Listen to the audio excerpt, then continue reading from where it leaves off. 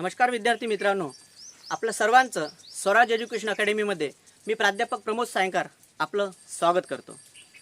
चला, आज आपण शिकणार आहोत रायटिंग स्किलचा भाग। कारण की HSC बोर्डची एक्झाम म्हणजे 12वीची परीक्षा ही जवळ आलेली आहे आणि अनेक विद्यार्थी मला म्हणत होते की सर रायटिंग स्किलचा तुम्ही व्हिडिओ नक्की टाका, आणि त्या अनुषंगाने आज आपण शिकणार आहोत रायटिंग स्किल हा भाग। तर रायटिंग स्किल हा भाग तुम्हाला माहिती असेल सेक्शन 3 मध्ये विचारला जातो, आणि एकंदरीत रायटिंग स्किल मध्ये क्वेश्चन 4 मध्ये question 4A, question 4B, C आणि D अशा प्रकारे त्याचे भाग पाडले जाते। आणि एकंदरीत हा रायटिंग स्किलचा जो प्रकार आहे तो एकूण 16 मार्कासाठी विचारला जातो। अत्यंत सोपा असा रायटिंग स्किल आहे आणि यामध्ये तुम्ही 16 पैकी 16 ही गुण तुम्ही मात्र प्राप्त करू शकता, परंतु ते प्राप्त करण्याची पद्धत म्हणजे एकमेव स्वराज एज्युकेशन अकॅडमी। चला, तर आपण आज शिकणार आहोत क्वेश्चन 4B। आता क्वेश्चन 4B मध्ये काय विचारले जाते तर क्वेश्चन 4B मध्ये बघा नंबर 1 त्यामध्ये शिकणार आपण आज इंटरव्ह्यू क्वेश्चन। आता इंटरव्ह्यू क्वेश्चन याला ऑर असते रिपोर्ट रायटिंग आणि परत याला ऑर असते ईमेल रायटिंग। म्हणजे बघा 3 ऑप्शन तुमच्या समोर आहे। एक तर तुम्ही क्वेश्चन 4B मध्ये तुम्हाला ईमेल रायटिंग येत असेल तर तुम्ही ईमेल रायटिंग सोडू शकता। जर तुम्हाला ते जमत नसेल तर त्याला ऑप्शन आहे ऑर रिपोर्ट रायटिंग। जर तुम्हाला रिपोर्ट रायटिंग जर उत्तमरित्या जमत असेल तर तुम्ही ते सॉल्व करू शकता, आणि तेही जमत नसेल तर त्याला ऑर आहे परत इंटरव्ह्यू क्वेश्चन्स। म्हणजे बघा 3 इथे तुम्हाला ऑप्शन दिलेले आहे, या 3 ऑप्शनपैकी तुम्ही एक कोणताही 4 मार्काचा सॉल्व करू शकता आणि निश्चितच तुम्ही 4 मार्क तुम्ही मिळवू शकता। तर बघा ईमेल रायटिंग, रिपोर्ट रायटिंग आणि इंटरव्ह्यू क्वेश्चन यामध्ये जर सर्वात सोपं जर भाग म्हटलं तर इंटरव्ह्यू क्वेश्चन। ईमेल रायटिंग पण सोपंच आहे, तरी पण आपण इंटरव्ह्यू क्वेश्चन शिकूया। आणि इंटरव्ह्यू क्वेश्चन जे मी की तुम्हाला देणार आहे तर तुम्ही जसे देतो मी तुम्ही तसेच पाठ करा किंवा तशा प्रकारे तुम्ही लर्न करा, तुम्हाला नक्कीच 4 पैकी 4 गुण मात्र यावर मिळेल। आणि हीच एक आपली सोपी पद्धत आहे, आणि सोप्या पद्धतीनेच आज आपण मात्र इंटरव्ह्यू क्वेश्चन शिकणार आहोत।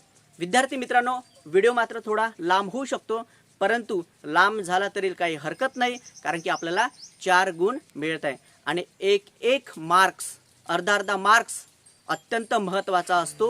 अर्ध्या मार्क्सने काही पॉईंटने आपला जो फर्स्ट नंबर येणारा आहे किंवा आपले चांगले स्कोर बनत आहे ते मात्र बनत नसते, आणि 4 गुण म्हणजे ही फार मोठी गोष्ट आहे। चला, तर आपण स्टार्ट करूया इंटरव्ह्यू क्वेश्चन्स। आता इंटरव्ह्यू क्वेश्चन्स म्हणजे काय तर इंटरव्ह्यू म्हणजे मुलाखत आणि क्वेश्चन्स म्हणजे प्रश्न। म्हणजे मुलाखत प्रश्नावली ही असते जो की एखाद्या व्यक्तीची आपण जेव्हा मुलाखत घेत असतो तेव्हा त्या मुलाखतीमध्ये मात्र आपण त्या गेस्टला आपण क्वेश्चन विचारत असतो।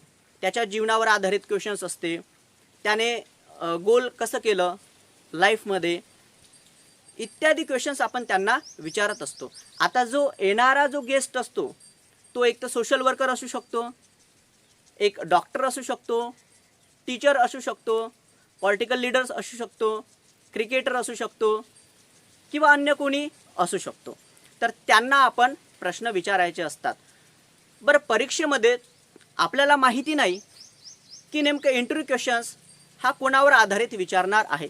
सोशल रिफॉर्मरवर विचारणार आहे, सोशल वर्करवर विचारणार आहे की पॉलिटिकल लीडरवर विचारणार आहे, हे कुणालाच माहिती नाही।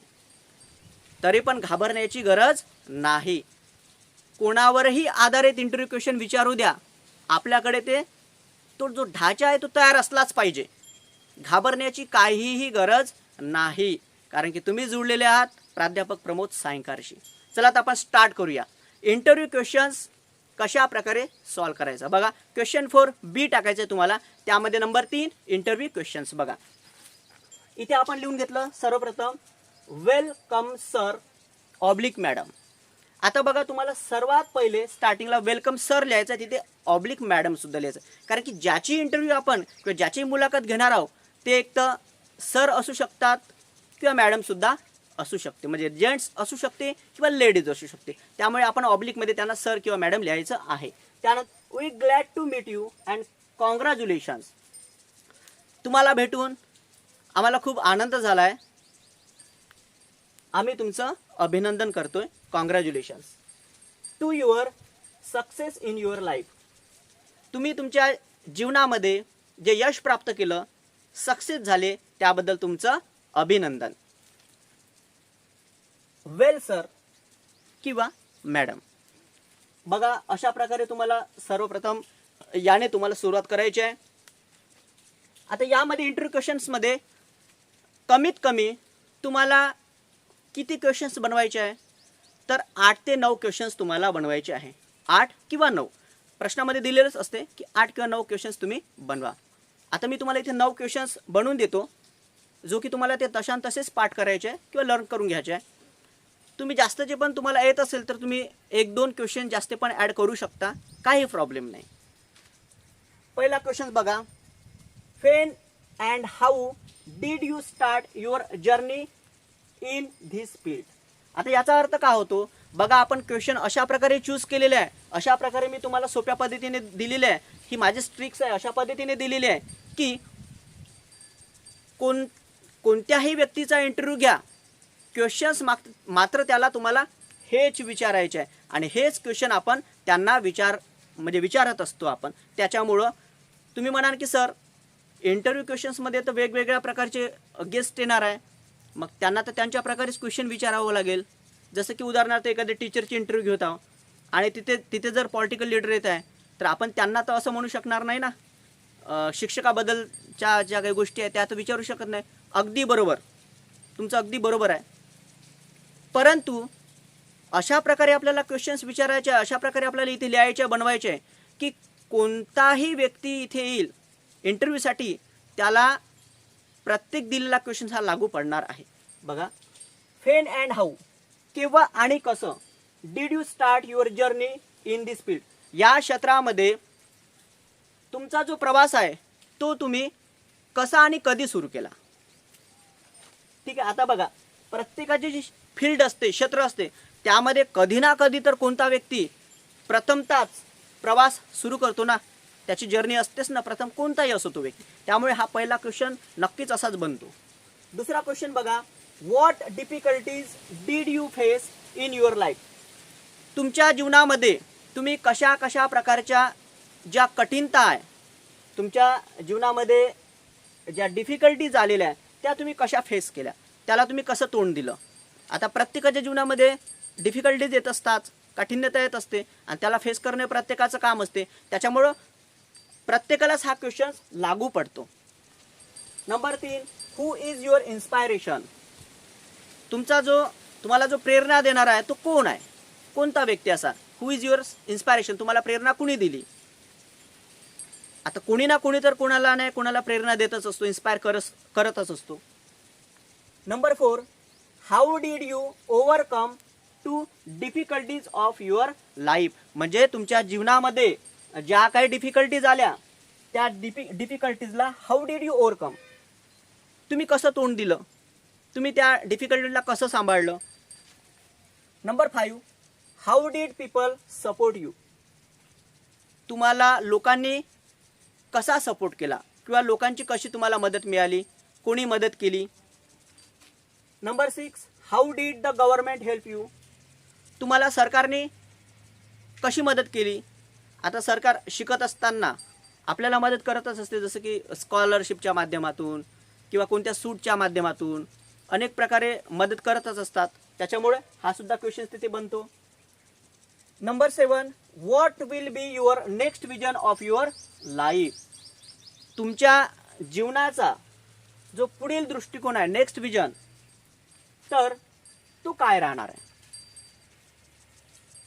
जसं की उदाहरणार्थ एखादी पॉलिटिकल लीडर आहे, तो जर आमदार म्हणून निवडून आला आणि त्याची मुलाखत घेतोय तर त्याचं नेक्स्ट विजन तर काहीतरी असणारच आहे ना, की नाही मला CM बनायचं आहे, प्राईम मिनिस्टर बनायचं आहे, इत्यादी नेक्स्ट विजन तर असणारच आहे. एखादे टीचर असेल तर त्याचं नेक्स्ट विजन काही ना काही असणारच आहे ना, की मला प्रिन्सिपल बनायचं आहे किंवा केंद्रप्रमुख बनायचं आहे, BDO बनायचं आहे, EO बनायचं, असं नेक्स्ट विजन तर असतेच ना.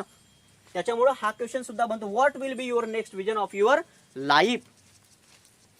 8 questions. What message would you like to give our youth.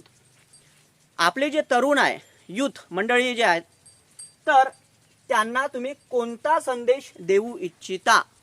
बघा, what message would you like to give our youth.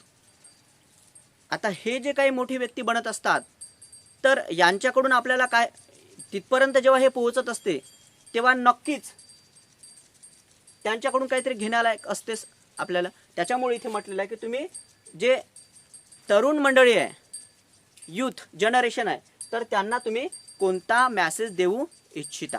त्यानंतर 9 क्वेश्चन्स आहे इथे. Tell us any memorable event of your life that your delight most. आम्हाला सांगा की तुमच्या जीवनातील असा एखादी अविस्मरणीय प्रसंग जो की खूप महत्त्वपूर्ण आहे, असा एखादी प्रश्न तुम्ही आम्हाला, एखादी तुमचा जो इव्हेंट आहे, प्रसंग आहे, तो तुम्ही आम्हाला सांगा. आणि त्यानंतर लास्टमध्ये बघा 9 क्वेश्चन्स आपले झालेले आहे. तुम्ही 1-2 क्वेश्चन आणखी ॲड करू शकता. जसं की उदाहरणार्थ मी सांगितलं सोशल रिफॉर्मरवर असेल तर तुम्ही त्याचा एखादी क्वेश्चन्स तुम्ही टाकू शकता त्यामध्ये, किंवा एखादी पॉलिटिकल लीडर असेल त्याचा सुद्धा क्वेश्चन्स तुम्ही टाकू शकता. एखादी डॉक्टर असेल तर त्याचा क्वेश्चन तुम्ही टाकू शकता तुम्ही एखादी.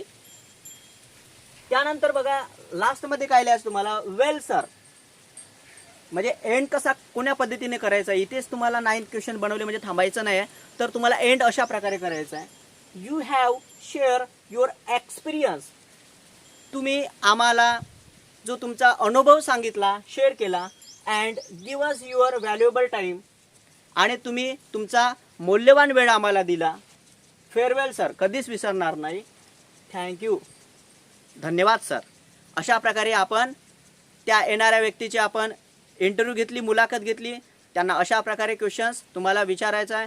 आणि क्वेश्चन्स अशा प्रकारे बनवायचे आहे, कारण की ज्याची मुलाखत घेत आहो तो व्यक्ती, म्हणजे अशा प्रकारचे तुम्हाला क्वेश्चन्स विचारायचे नाही की त्याच्या भावना दुखतील, म्हणजे भावना दुखावल्या जाणार नाही, याची मात्र तुम्हाला केअर घ्यायची आहे, काळजी घ्यायची आहे. आणि या अनुषंगाने या माध्यमातूनच तुम्हाला ते क्वेश्चन्स विचारायचे आहे.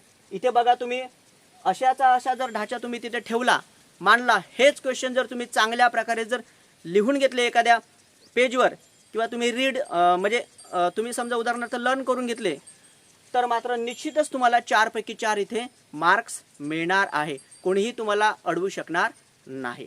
अशा प्रकारे नवीन तुम्ही चॅनलवर असाल तर सबस्क्राईब करा, लाईक करा आणि व्हिडिओला शेअर करा, जेणेकरून या HSC एक्झामसाठी जे काही विद्यार्थी परीक्षेला बसलेले आहे त्यांचा फायदा होईल. त्यानंतरच्या व्हिडिओमध्ये आपण नेक्स्ट रायटिंग स्किलमध्ये काहीतरी बघूया, कोणता तरी प्रकार. तोपर्यंत धन्यवाद.